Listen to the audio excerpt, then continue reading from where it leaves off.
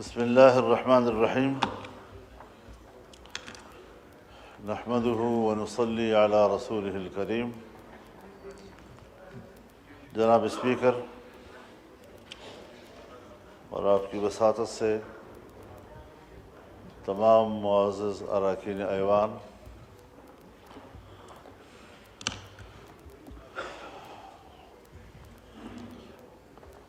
ہر چند کے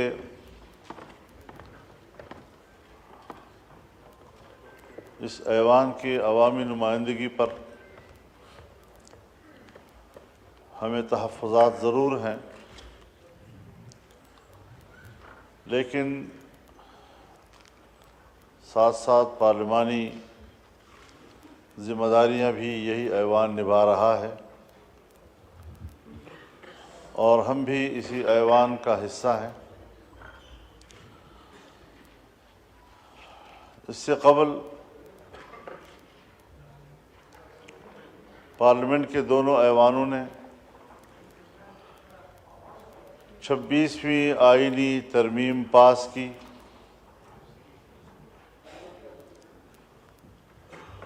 اور یوں سمجھیے کہ وہ ایک اتفاق رائے کے ساتھ تھا، اگرچہ ہماری بڑی اپوزیشن پارٹی نے اس سے لا تعلقی ظاہر کی، لیکن اس حوالے سے مذاکرات کا جو عمل 1 مہینے سے زیادہ عرصے تک رہا، اس میں تمام پارٹیاں حکومتی بینچز پہ یا اپوزیشن بینچز پہ سب آن بورڈ تھیں، اور سیاست میں یہی ہوتا ہے کہ مذاکرات ہوتے ہیں، دونوں فریق ایک دوسرے کو سمجھاتے ہیں، دلائل سے سمجھاتے ہیں اور بالآخر مسئلہ ایک حل پہ پہنچ جاتا ہے۔ اسی میں جناب اسپیکر دینی مدارس کے حوالے سے ایک بل بھی تھا، اور میں اس حوالے سے کچھ ہسٹری آپ کے سامنے بھی، ایوان کے سامنے بھی رکھنا چاہتا ہوں۔ 2004 میں حکومت اور دینی مدارس کے درمیان مذاکرات ہوئے۔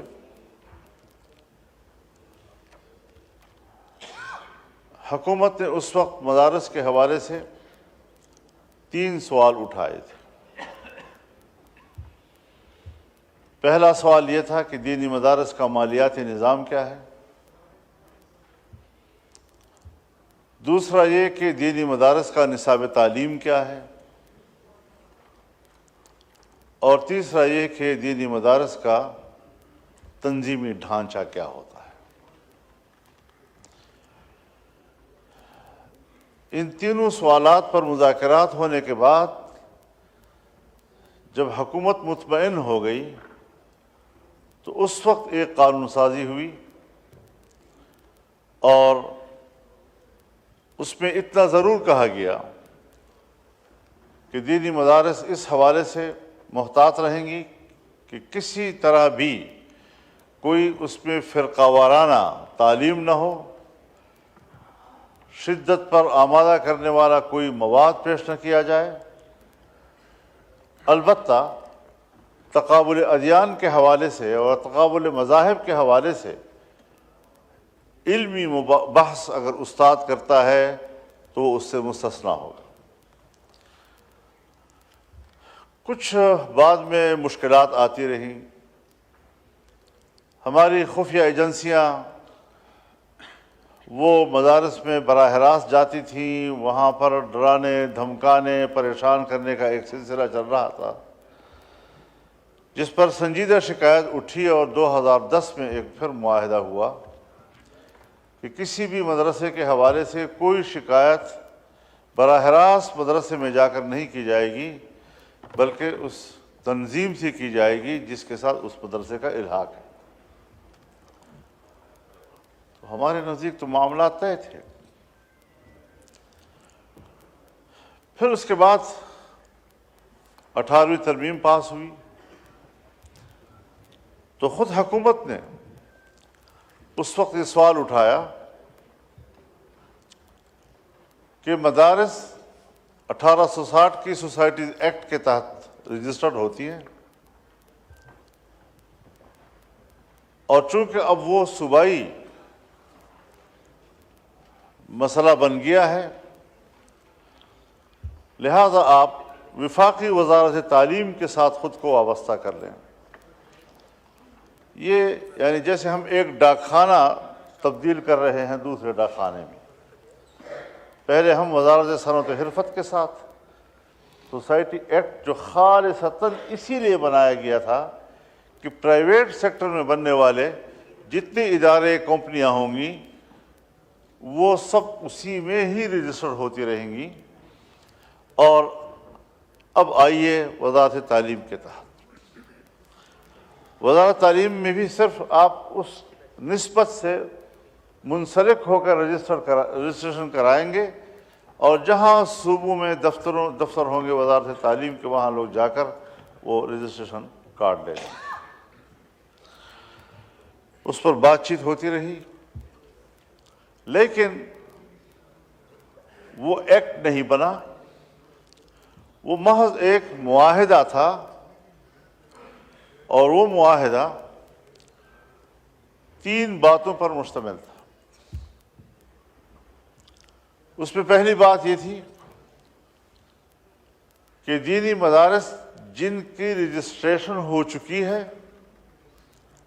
وہ برقرار رکھی جائے گی،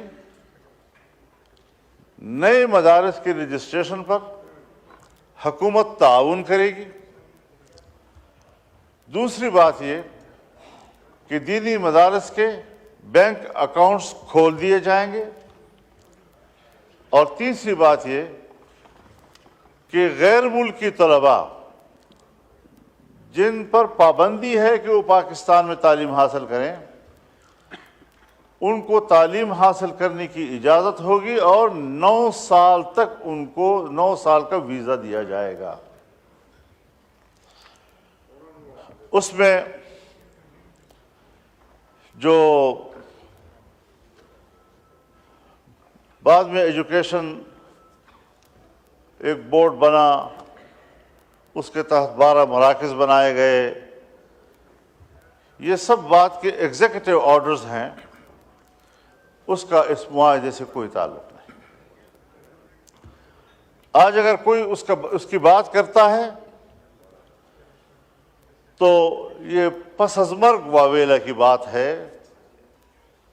وہ معاہدہ حکومت کی طرف سے ٹوٹ چکا تھا کہ آج تک تنظیمات مدارس دینیہ سے وابستہ نہ تو کسی مدرسے کی رجسٹریشن ہو سکی ہے، نہ ہی کسی مدرسے کا اکاؤنٹ کھل سکا ہے، نہ ہی اس مدرسے کے لیے آج تک کسی ایک طالب علم کو ویزا دیا گیا ہے۔ ہاں، بعد میں کسی کے فیض سے مدارس توڑ دیے گئے۔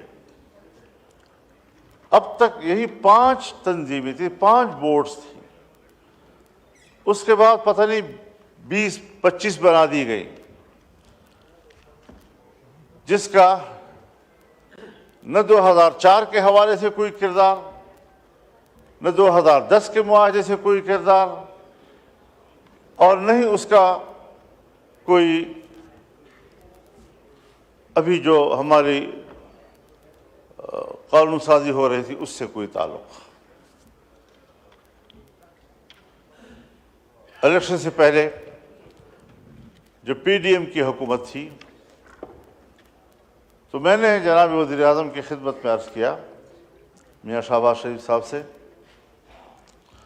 کہ یہ ایک مسئلہ ہے، الجھا ہوا ہے، اس کو پورا کریں۔ انہوں نے حامی بھری، بات چیت ہوئی، مدارس تنظیمات مدارس کے تمام قائدین کو بلایا گیا،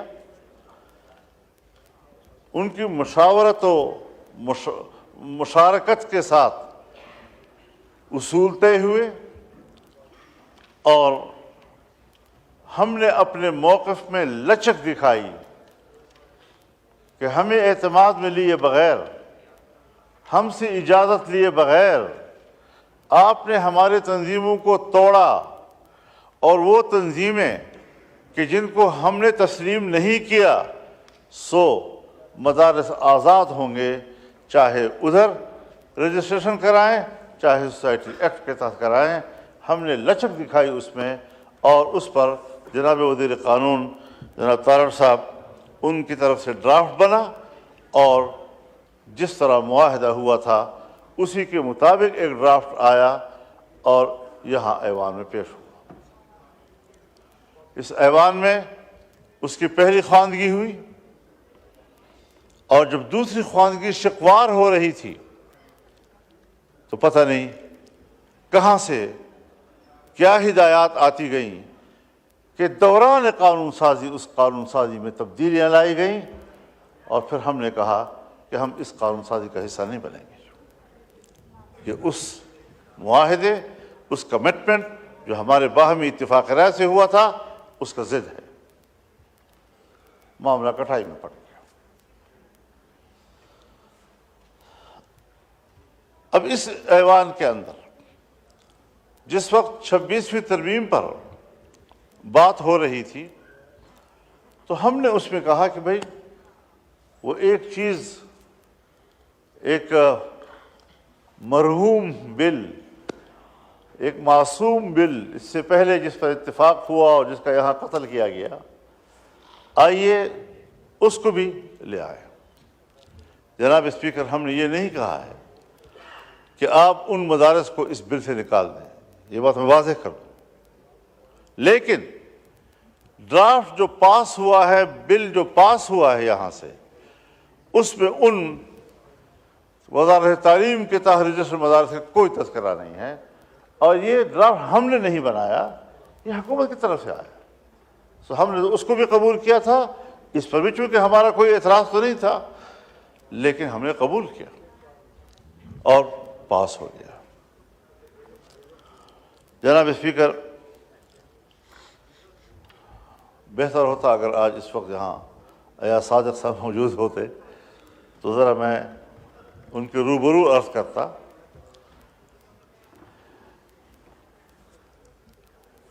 یہاں 20 اکتوبر اور 21 اکتوبر یعنی 12 بجے کے بعد رات کے صبح تک یہ قانون قومی اسمبلی سے بھی پاس ہو گیا، سینٹ سے پہلے پاس ہو چکا تھا، سینٹ میں جب پاس ہو رہا تھا تو تاریخ 20 اکتوبر کی تھی، اور جب قومی اسمبلی سے پاس ہو رہا تھا تو تاریخ 21 اکتوبر کی تھی، اور جو ہی وہ پاس ہوا میرے پاس جکرانی صاحب تشریف لائے اور مجھے انہوں نے کہا کہ سائن سیریمنی پریزیڈنسی میں ہو رہی ہے، فوری طور پر ہم نے وہاں جانا ہے، ناشتہ بھی وہیں کریں گے اور پریزیڈنٹ صاحب ان پہ دستخط بھی کر دیں گے۔ میں نے ہاں کیا، لیکن آدھے گھنٹے کے بعد وہ پھر تشریف لائے اور کہا کہ یہ وہ فی الحال ملتوی ہو گیا۔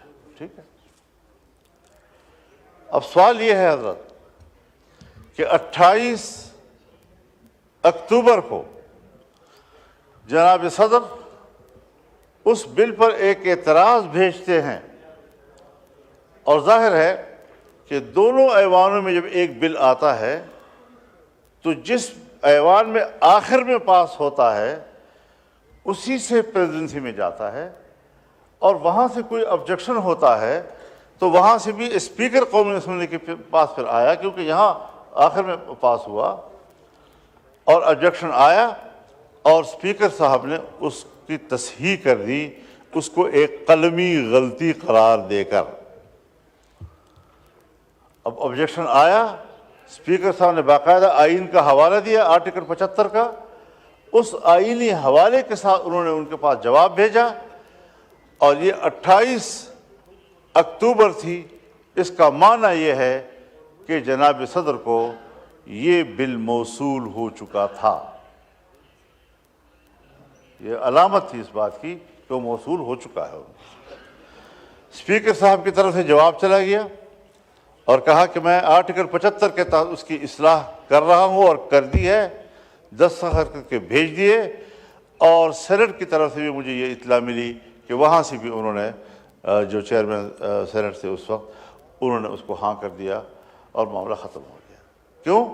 اس لیے ختم ہوا کہ جناب صدر نے اس پر کسی قسم کا دوبارہ اعتراض نہیں کیا، اس پر اپنی رائے پہ زور نہیں دیا، اسے پریس نہیں کیا، اور جب انہوں نے تسلیم کر لیا اور قبول ہو گیا تو اٹ مینس کہ ان کو ایک اعتراض کا حق حاصل ہے، دوسرے اعتراض کا حق پریزیڈنسی کو حاصل نہیں ہے۔ اور اگر پہلی مرتبہ پاس ہو جائے تو پہلی مرتبہ پاس ہو کر کتنی دنوں میں صدر دستخط کرے گا؟ بظاہر آئین اس حوالے سے خاموش ہے، بظاہر آئین اس حوالے سے خاموش ہے، لیکن چونکہ صدر جناب عارف علوی صاحب کے وقت میں ایک بل یہاں سے گیا، انہوں نے اس پر 10 دن کے اندر دستخط نہ کیے تو یہاں پر ایکٹ پاس کیا گیا، اس کا نوٹیفیکیشن کر دیا گیا۔ سو اگر آئین کا پہلا حصہ وہ خاموش ہے اس حوالے سے، لیکن نظیر قائم ہو گئی، اور اس نظیر کے تحت آج ہم کہہ سکتے ہیں کہ صدر کا وہ اعتراض ویلڈ تھا اور اس کا جواب ہو چکا، اب اس کے پاس دوسرے اعتراض کا کوئی آئینی استحقاق حاصل نہیں ہے۔ لیکن انہوں نے بعد میں کوئی 13 نومبر کو، یعنی 20 اکتوبر کے بعد یا 21 اکتوبر کے بعد 13 نومبر، جس میں 10 دن گزر چکے، یہاں پر آئین صراحت کے ساتھ کہتا ہے کہ اگر 10 دن کے اندر وہ دستخط نہیں کرتے تو پھر وہ ایکٹ بن جائے۔ ہماری قطعی رائے یہ ہے، اور اس پر تمام تنظیمات مدارس نے کل اجلاس کیا اور متفقہ موقف تمام معلومات اور میٹیریل کی بنیاد پر انہوں نے طے کیا کہ یہ ایکٹ بن چکا ہے۔ اور جناب اسپیکر سردار ایاز صادق صاحب، انہوں نے ایک ٹی وی انٹرویو میں یہ الفاظ استعمال کیے کہ ہماری کتابوں کے مطابق تو یہ ایکٹ بن چکا ہے۔ سوال یہ ہے کہ یہ باتیں کرنا کہ جی وہ بھی تو مدارس ہیں، وہ بھی تو مدارس ہیں، تو تھوڑی سی تبدیلی اگر کر دی جائے تو وہی گنجائش جو پہلے نکالی گئی تھی سو اب بھی نکال لی جائے، ہمیں اس پر کوئی اعتراض نہیں ہے۔ لیکن بحث اس پہ نہیں ہے، بحث اس پر ہے کہ ایکٹ بن چکا ہے اور اس کا گزٹ نوٹیفیکیشن کیوں نہیں ہو رہا ہے؟ یہ کیا نظیر قائم کی جا رہی ہے؟ اگر آج ہم نے اس پہ ترمیم پر گفتگو کی، اسے ایکٹ تسلیم نہ کرتے ہوئے اس پہ ترمیم شامل کر کے دوبارہ پارلیمنٹ کے سامنے پیش کی یا جوائنٹ سیشن بلایا، یہ آئین کی بھی خلاف ورزی ہوگی، اور ایک ایسی غلط نظیر قائم کریں گے آپ کہ آنے والے وقتوں میں ہر پاکستانی کے لیے، ہر پارلیمنٹ کے لیے، ہر حکومت کے لیے ایک مشکل چلی آتی رہے گی اور اس دستخط کی کوئی اہمیت نہیں ہوں گے۔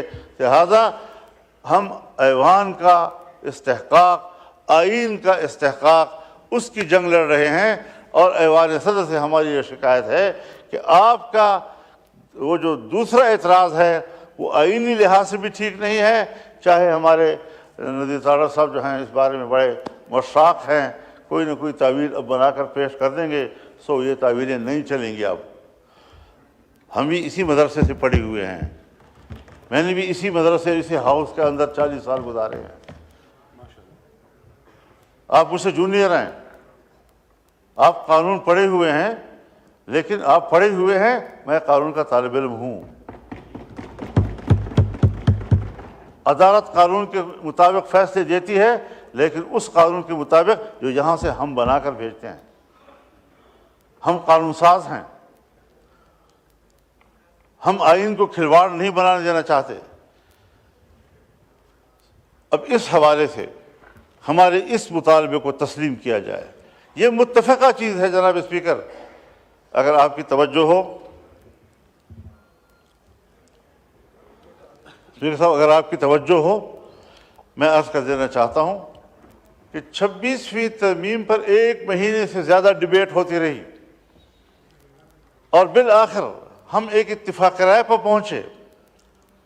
56 کلازز پر مشتمل پہلا ابتدائی ڈرافٹ، جس پر مذاکرات کے نتیجے میں حکومت 34 شقوں سے دستبردار ہوئی. 22 شقوں پر وہ آیا اور پھر ہم نے اس میں 5 ترامیم پیش کی جو 27 شقوں کی شکل اختیار کر گیا. یہ سب اس کے لیے میں خود کراچی بھی گیا ہوں، بلاول ہاؤس بھی گیا ہوں. 5 گھنٹے ہم نے وہاں مذاکرات کیے ہیں. یہی تینی مدارس کا بل وہاں ڈسکس ہوا ہے. اگلے روز ہم لاہور آئے ہیں اور میاں نواز شریف صاحب کے گھر پہ 5 گھنٹے ہم بیٹھے رہے ہیں. اس حوالے سے تفصیلی گفتگو ہوتی رہی ہے. ایک اتفاق رائے پایا گیا اور وہاں سے آ کر میں نے اپنے پی ٹی آئی کے دوستوں کو اعتماد میں لیا کہ یہ ہے ساری صورتحال اور یہ ہم وہاں سے کر کے آئے. ہم نے پارلیمنٹ کے ایک ممبر کو بھی اس تمام پیش رفت سے غافل نہیں رکھا، لا تعلق نہیں رکھا، بے خبر نہیں رکھا.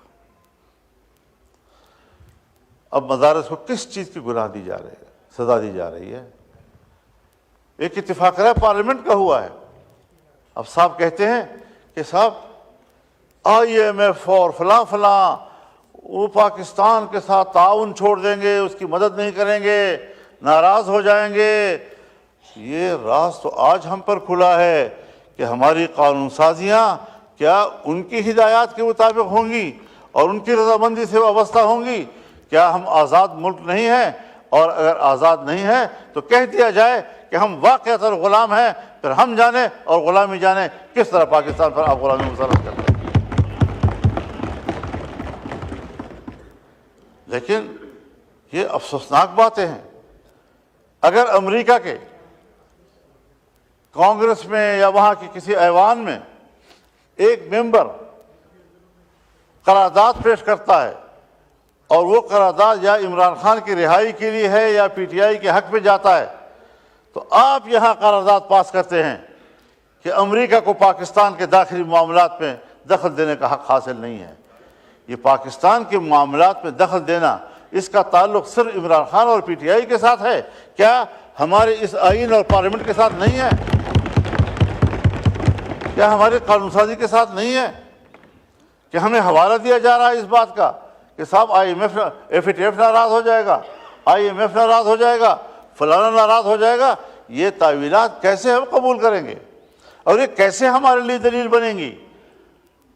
اس حوالے سے پورے ملک بھر میں ایک شدید قسم کی ناراضگی پائی جا رہی ہے اور ہم رفتہ رفتہ اس بات کی کوشش کر رہے ہیں کہ کسی تلخی کی طرف ہم نہ جائیں، کیونکہ پاکستان اس کا متحمل ہمیں نظر نہیں آ رہا ہے. آج کے حالات میں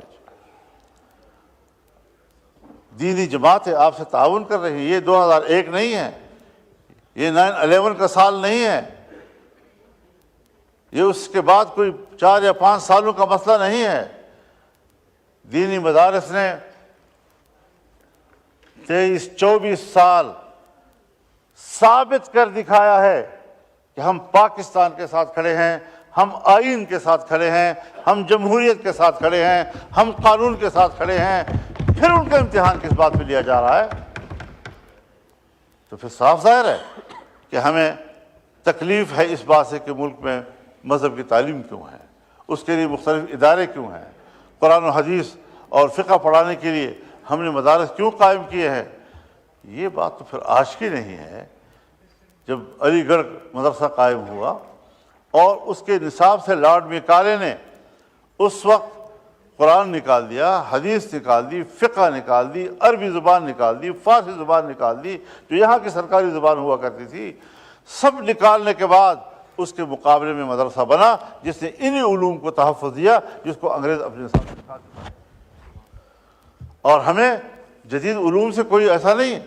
میں بتانا چاہتا ہوں حضرت آپ کو کہ حضرت شیخ الہند مولانا محمود حسن جب 1919 میں مالٹا سے رہا ہو کر واپس آئے اور یہاں انہوں نے 9 ماہ کی زندگی گزاری، زندگی کے آخری لمحوں میں وہ علی گڑھ گئے اور علی گڑھ کو کہا کہ صاحب ہم مسلمان ہیں، آئیں نصاب ایک کرتے ہیں، جدید و عصری علوم کا اور دینی علوم میں فرق و امتیاز، یہ تو اس سے پہلے نہیں تھا ہندوستان کی تاریخ میں۔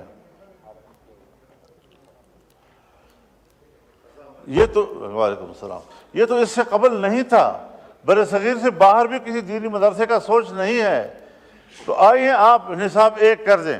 ان کو پذیرائی نہیں ملی، اور ہر چند کی ان کو پذیرائی نہیں ملی، تب بھی انہوں نے وہاں جامعہ ملیہ قائم کیا، مشترکہ نصاب کے حوالے سے وہ آگے پروان نہیں چڑھ سکا۔ آج وہ جامعہ ملیہ میں دلی کا سب سے بڑی یونیورسٹی ہے، پاکستان بن گیا۔ پاکستان بننے کے بعد مولانا شبیر احمد عثمانی، قائد اعظم محمد علی جناح کے رفیق، پاکستان کا پہلا جھنڈا انہوں نے لہرایا، اور مفتی محمد شفیع عثمانی جو مولانا تقی عثمانی اور رفیع عثمانی صاحب کے والد بزرگوار تھے رحمۃ اللہ علیہ، وہ 51 تک اس بیوروکریسی کے ساتھ، اس حکومت کے ساتھ رابطے میں رہے کہ اب تو نہ ہندو ہے نہ انگریز ہے، آئیں ایک نئے ملک میں ہم ایک نیا نصاب تجویز کرتے ہیں تاکہ ہمارے بچے جو ہیں وہ تقسیم نہ ہوں۔ لیکن یہاں پر بھی ان کو پذیرائی نہیں ملی۔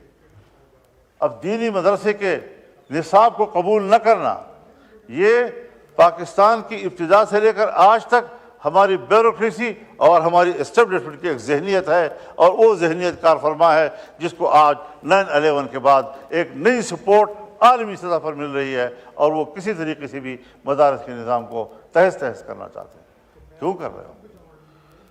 ہم نے تو جدید علوم کا انکار نہیں کیا۔ آپ نے کہا میٹرک پڑھاؤ، ہم نے کہا میٹرک پڑھائیں گے۔ آپ نے کہا BA FA پڑھاؤ، ہم وہ کریں۔ آپ نے کہا A لیول O لیول پڑھاؤ، ہم نے کہا بالکل ٹھیک ہے۔ آپ نے کہا کہ یونیورسٹیوں میں جو مضامین پڑھائے جاتے ہیں کم از کم 3 مضامین کا آپ کے بچے امتحان دے دیں تو اس کے بعد ہم آپ کو BA اور MA کے گریجویشن کے سرٹیفکیٹ آپ کو مہیا کر دیں گے، ڈگریاں مہیا کر دیں گے۔ حضرت ہم نے اور ہمارے بچوں نے آپ کے سکولز یونیورسٹیز کے بورڈ میں امتحانات دیے ہیں۔ میرے تعلیمی ادارے کے بچوں نے جب آپ کے بورڈز کے اندر امتحان دیے تو پہلی پوزیشن بھی دینی مدرسے کے طالب علم نے لی، دوسری پوزیشن بھی دینی مدرسے کے طالب علم نے لی، اور تیسری پوزیشن بھی دینی مدرسے کے طالب علم نے لی۔ آئے شرح دیکھ لیں، ہمارے بچے، علماء اور مدارس کے بچے کس شرح کے ساتھ کالج پڑھ رہے ہیں اور اسکول پڑھ رہے ہیں اور یونیورسٹی میں جا رہے ہیں، اور آپ اپنی بھی شرح دیکھ لیں کہ آپ کے بچے کتنے مدرسے میں آتے ہیں اور مدرسے میں قرآن و حدیث کے علوم حاصل کرتے ہیں۔ ہم تو آج بھی، میں تو جدید علوم اور قدیم علوم اور عصری علوم اور دینی علوم اس کے فرق کو تسلیم ہی نہیں کرتا۔ اس کی ضرورت کیا ہے؟ کیا حضرت نوح علیہ السلام کے پاس لکڑی کا علم نہیں تھا؟ اور لکڑی کا علم تھا تو کشتی بنائی نا۔ کیا حضرت داؤد علیہ السلام کے پاس لوہے کا علم نہیں تھا؟ لوہے کا علم تھا تو آپ زرہ بناتے تھے، آپ خود بناتے تھے۔ یوسف علیہ السلام، کیا ان کے پاس علم ریاضی اور حساب کتاب اور معاشیات کا علم نہیں تھا؟ تبھی تو انہوں نے خود پیشکش کی کہ مصر کی معیشت کو بہتر بنانے کے لیے اجعلنی علی خزائن الارض انی حفیظ علیم، مجھے اس کے خزانے کا نظام دیا جائے، میں بہت اچھا اس نظام کو جاننے والا ہوں۔ اپنی خدمات خود پیش کی۔ اب اگر انبیاء کرام انہوں نے یہ صنعتیں اور یہ حرفت وہ ہمیں سکھائی، قرآن نے اس کا تذکرہ کیا، تو یہ علوم بھی تو انبیاء کرام کے علوم ہیں، ہم کیسے اس کا انکار کریں گے؟ اگر میں اپنے بچے کے بارے میں سوچتا ہوں کہ اس کو انگریزی آنی چاہیے، اگر میں اپنے بچے کے بارے میں سوچتا ہوں کہ اسے سائنس آنی چاہیے، اگر میں اپنے بچے کے بارے میں سوچتا ہوں کہ اس کو معاشرتی علوم آنے چاہیے، اگر میں اپنے بچے کے بارے میں سوچتا ہوں کہ اسے جغرافیے کا علم ہونا چاہیے، تو کیا قوم کے بچوں کے لیے میں نہیں چاہوں گا کہ یہ علوم ان کے پاس ہوں؟ لیکن کیا اس تقسیم کے ہم ذمہ دار ہیں؟ آج آپ ہم پہ دباؤ ڈال رہے ہیں، اور میں بطور گواہ پیش کر سکتا ہوں بہاولپور جامعہ ایک عظیم الشان جامعہ گزرا ہے، جس میں مولانا شمس الحق افغانی کے لیول کے علماء کرام درس و تدریس کیا کرتے تھے۔ کہاں ہے وہ جامعہ آج؟ آج وہ اسلامیہ کالج بن گیا ہے۔ پشاور میں جو اسلامیہ کالج ہے، جب اس کا قیام ہوا تھا تو اس کا نام دارالعلوم الاسلامیہ تھا۔ آج جا کر ذرا دیکھیں نا، کیا علوم اسلامیہ کا وہاں کوئی تصور ہے؟ صوبہ سندھ میں ہمارے پاس 2 ایسے مدارس تھے کہ جن میں حکومت کے مشورے سے اسکول کا نظام رائج کیا گیا۔ آج ایک مکمل اسکول ہے اور ایک مکمل کالج ہے، دینی علوم اس میں کچھ بھی نہیں ہے۔ اکاڑا میں ایک مدرسہ تھا جس میں اسکول کی تعلیم دی گئی، سرکار نے اس پر قبضہ کیا، آج وہ مکمل اسکول ہے، اس میں دینی علوم کا تحفظ نہیں ہے۔ تو جب ہمیں تجربہ ہے کہ جس مدرسے میں آپ آ گئے تو پھر وہ ایک وہ بدو کا خیمہ بن جاتا ہے، سر اندر کیا اور اس کے بعد پورا اونٹ اندر اور بدو باہر۔ اس طریقے سے آپ کے رویے ہیں دینی علوم کے ساتھ۔ کیسے ہم اعتماد کریں؟ ہم اپنے مدارس کے حریت و آزادی کو ہر قیمت پر برقرار رکھنا چاہتے ہیں، لیکن ملک میں قانون سے ماوراء زندگی نہیں گزارنا چاہتے۔ ہم ایک قانون کے تحت رجسٹر ہو کر رہنا چاہتے ہیں۔ رجسٹریشن اچھی چیز ہے۔ آپ کہتے ہیں کہ مدارس جو ہیں وہ مین اسٹریم میں آئے، تو رجسٹریشن ہی کے ذریعے سے آئیں گے نا۔ اور یہ کہنا کہ چونکہ تعلیمی ادارے ہیں لہذا تعلیم کے ساتھ ہونے چاہیے، تو کل کوئی ہیلتھ کی دنیا میں رفاہی کام کرے گا، ایک NGO بنائے گا، پھر اس کو وزارت صحت کے ساتھ وابستہ ہونا چاہیے۔ رجسٹریشن کا ایک ہی ادارہ ہے، بنا ہے انگریزوں کے زمانے سے آج تک ہمارے پاس موجود ہے، اور اسے کوئی مداخلت آج تک نہیں کی۔ لیکن اگر ہم ایک باقاعدہ ڈائریکٹریٹ جنرل فار مذہبی تعلیم، اس کا ایک ڈائریکٹریٹ بناتے ہیں، ایگزیکٹو آرڈر کے تحت بناتے ہیں، اس کا معنی یہ ہے کہ یہ رجسٹریشن وزارت تعلیم سے محض منسلک نہیں ہوگی، محض داخانہ نہیں ہوگا، بلکہ دینی مدارس کے اندر مداخلات کا راستہ بھی آپ نکال رہے ہیں۔ اب آپ اگر زور دیتے ہیں محض ایک ایگزیکٹو آرڈر پہ، اگر آپ زور دے رہے ہیں محض ایک معاہدے پہ جس کی خلاف ورزی خود حکومت آج تک کر چکی ہے، اور اس کے لیے آپ وہ جو مسلمہ دینی مدارس ہیں اور مسلمہ تسلیم شدہ دینی مدارس ہیں، مسلمہ بورڈز ہیں ان کے، آپ ان کے نظام کو خراب کر رہے ہیں، رجسٹریشن ان کی نہیں ہونے دے رہے، تو یہ تو نہیں ہو سکتا کہ آپ رجسٹریشن نہیں کریں گے تو مدرسہ ختم ہو جائے گا۔ میں ایوان میں کہنا چاہتا ہوں، آپ آج نہیں 100 سال تک بھی رجسٹریشن نہ کریں اور نہ کریں، خدا کی قسم دینی مدرسہ زندہ رہے گا، برقرار رہے گا انشاءاللہ۔